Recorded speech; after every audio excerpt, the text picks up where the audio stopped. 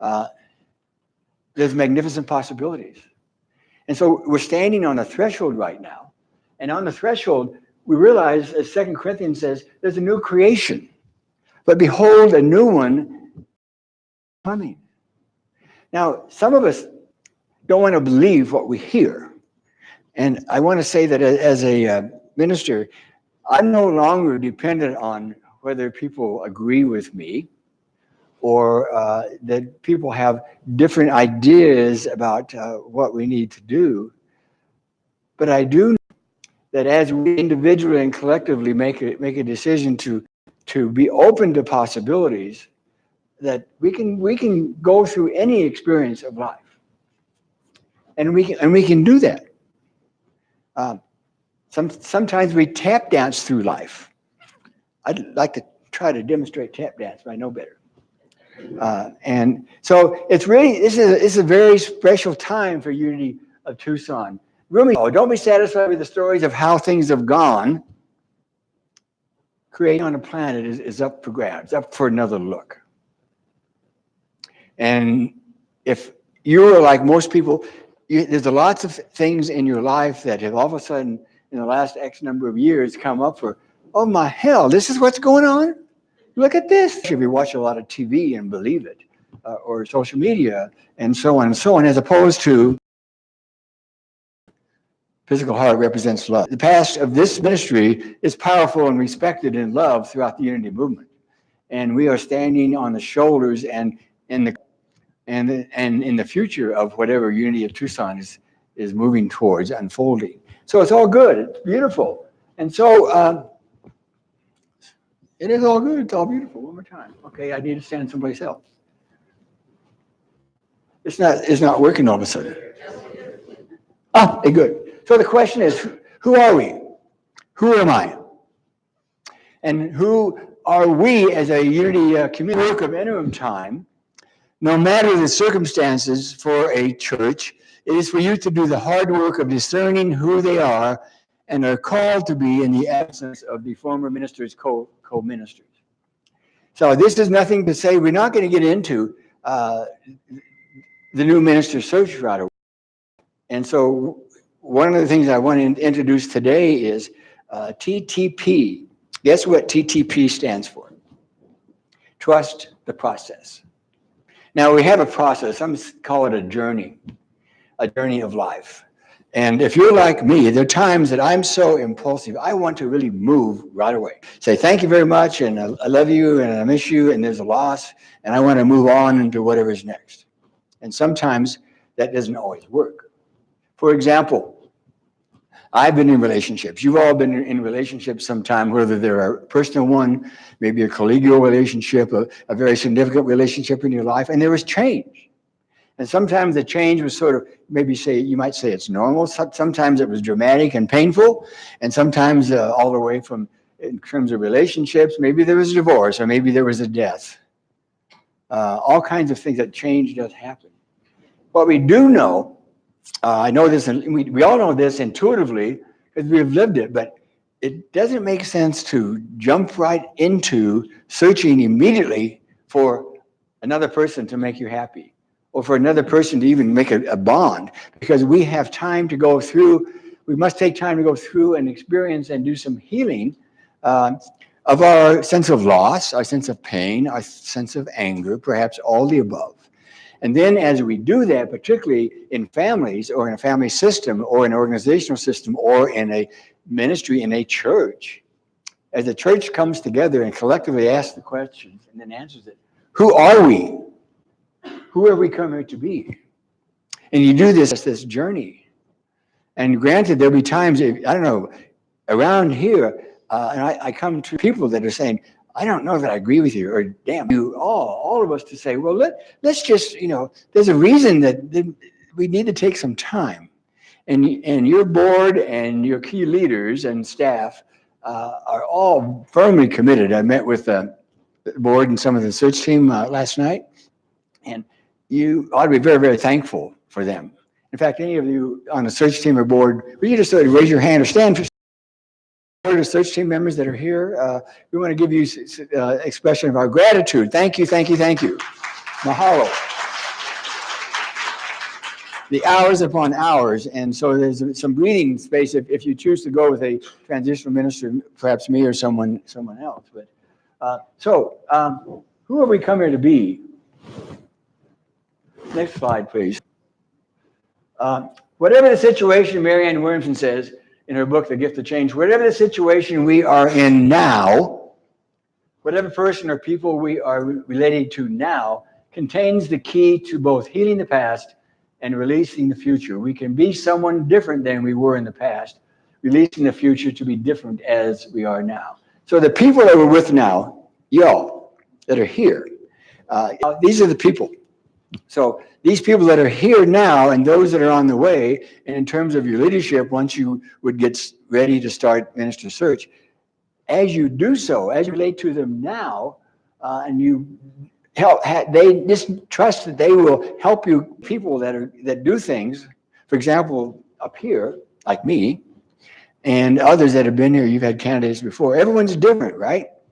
The good news is that during this time of change, you begin to realize, you get clearer on what is it you really prefer, as opposed to a hardcore value. Hardcore values do not change, at least very easily. But sometimes preferences do. So what are some of your preferences? So individually and collectively, this is what we want to do, is to realize that this is the here and now moment. This here and now moment is 2 to 20. This is what it is. Every day, every moment in time. This is not just work. Don't even bother with this. We're constantly choosing this interim time so that we can do the other one. No. Forget this one, yes. We are constant. This was created, by the way, by a board of trustees at a Unity church. They were wrestling with, do we want to do an interim rather than just going out right away and finding a new minister? And they spent a lot of time doing what we're doing now, is taking a look at, why should we do this? And what they ended up with. We are consciously choosing this interim time so that we can come out clear, ready to start fresh again. Then our beloved community will radiate like a beacon, attracting a new minister who recognizes the. But you understand the concept of consciousness. That as you here in Unity of Tucson, continue to do whatever work you are, you're getting a clear in communities where I've been, and people just fall in love with themselves all over again. And what's so beautiful is that there's a real sense of this is our community. This is our Unity of Tucson. I love them. They love you. And yet this is our community. And so what happens, I'm a visitor. I come here. Some people say, Steve, you got an easy job. You come in and you sort of help them get clear, you stir things up, and then you leave. Well, it's also hard for me. I find myself falling in love with people all over the country. And I've fallen in love. It's very hard in lots of ways to leave. This is who we are. And when you look at yourself, some of these processes of honoring our path, of a vision and a mission and core values, it's really very beautiful. And there's an empowerment, a sense of ownership that comes forth when you take this reset time. And that's one thing. The next slide. So Revelations, look, I have set before you an open door which no one is able to shut. That sounds really nice, doesn't it? When one door closes, another one opens. You see the one on the right, isn't it? It looks glorious and wonderful. And a lot of us say, we're going to do so great right now. Things are going really great with us. And when we get a new minister next month or whenever, it's all going to be good. On the other hand, next slide, but it could be hell in the hallway. It can be hell in the hallway. We have all experienced that in our life. When you've had a significant change in your life in terms of relationships at work or in school or in your personal life, there's change there. And moving from that time of some drama into something new, the open door, there's sometimes some sense of loss that's different for different folks. But when you have a couple like Larry and Mary Ellen here for 50, sometimes there's, depending on what's going on in the church, I've been in churches where some people are applauding when the ministers step down.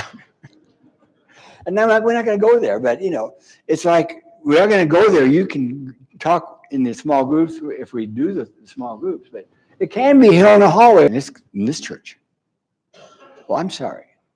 And there will be. The question is, will we return to awareness of spiritual principles and allow ourselves to laugh about some of the things, about some of our reactions and some of our lack of faith or not? The next slide, please. So there's dangerous prayers. The book is by Reverend Mary Ellen Davenport. Dangerous prayers, she calls them. We all know that prayers work. And this fits a lot, I think, in this transition time, in this time of change. If you really want to go dive deeply, we're asking everyone to dive deeply. And it's all about spiritual practices and spiritual consciousness. I affirm that what needs to be done, I affirm that what needs to be revealed and healed will be done. So if you were to start saying that and believing that with some passion, maybe call Silent Unity, asking for prayer support. By the way, there's someone sitting back there that knows Silent Unity really well, as a former director of Silent Unity. And Silent Unity as prayer support for the world a year and more. It's very, very powerful. I have a suggested assignment for everybody here.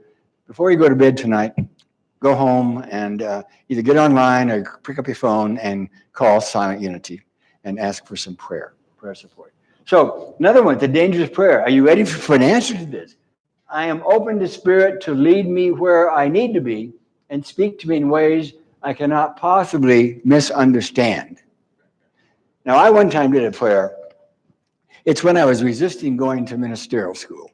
And I didn't know anything about Unity at all until I got transferred to Honolulu. I was doing consulting work at Kaiser Permanente at HMO on the West Coast. A marvelous time in Hawaii. And I've been interested in spiritual matters. I grew up Presbyterian and didn't quite resonate with me. So when I walked into this Unity church, it was like, holy hell, I didn't know there was a place that was teaching these kinds of things. I'd gotten into a lot of humanistic psychology and all that stuff, and it was really wonderful spiritual concepts. But this place had it all. And initially I said, I don't know that I'm really ready to say that I'm going to dive into the Bible or Jesus or God. But then I realized, hell, I'd given up on wanting to understand it because of the way it was presented in my life. So for a lot of people, my experience, especially the first few times at Unity Church of Hawaii on Diamond Head, was like coming home. And that's a very common experience. And a lot of people say that the first time that it's coming home, not to the church as much as coming home to who? Moi, my heart. And so I spent many times, the first few times there, in tears, especially at the end of the service with the peace song. Let there be peace on earth. And then look at this. Because I'm very, very committed and aware of our oneness principle is a literal fact. Science is demonstrating that. Quantum physics is demonstrating that over and over again. We teach that. So, are we willing to be open to Spirit to lead me where I need to go and speak to me? And if we are,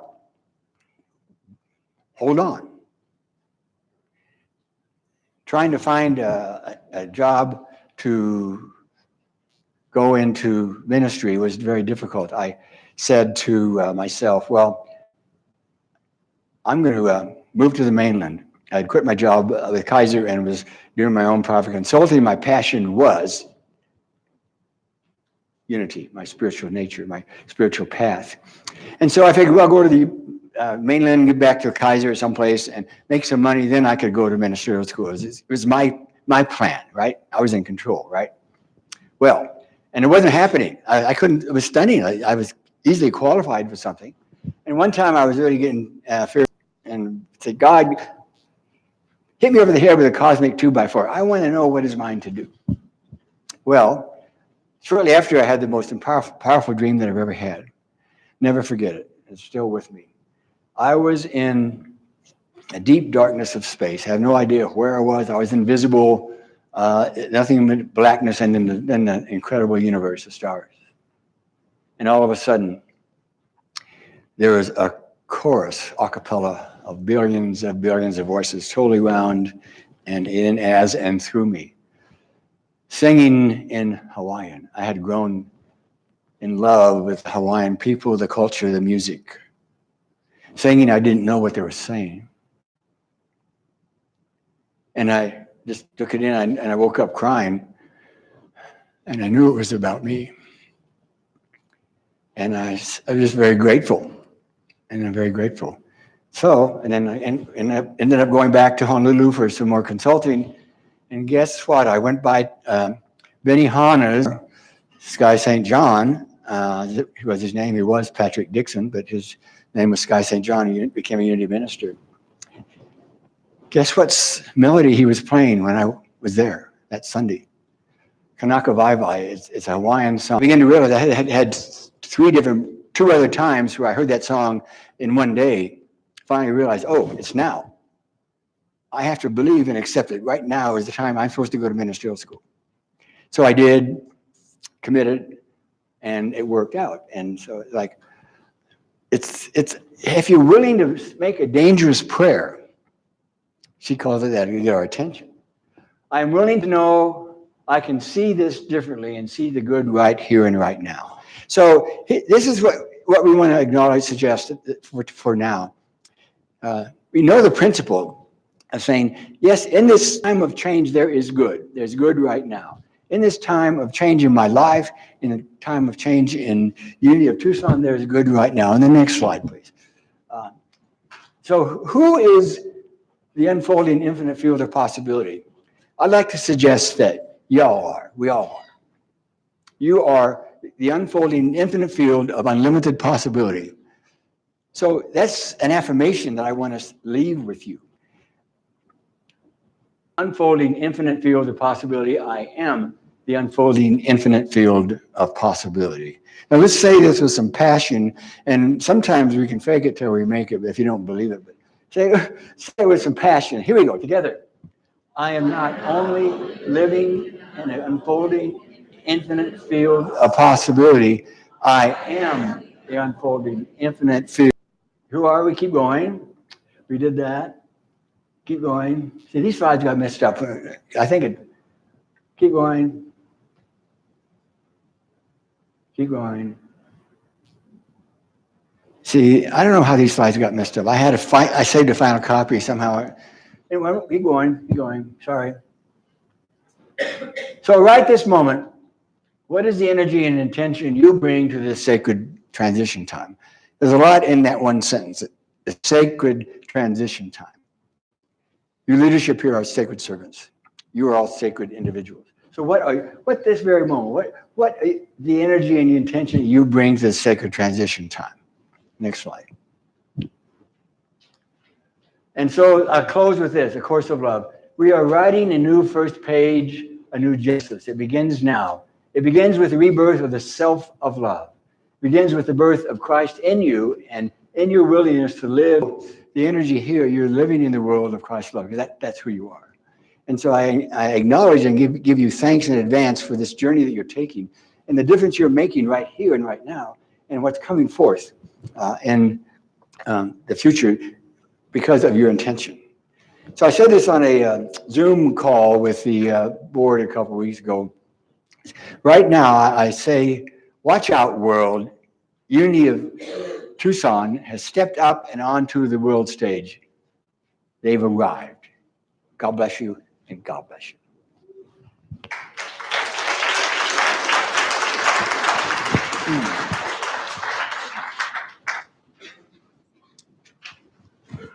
Here this morning. Divine love.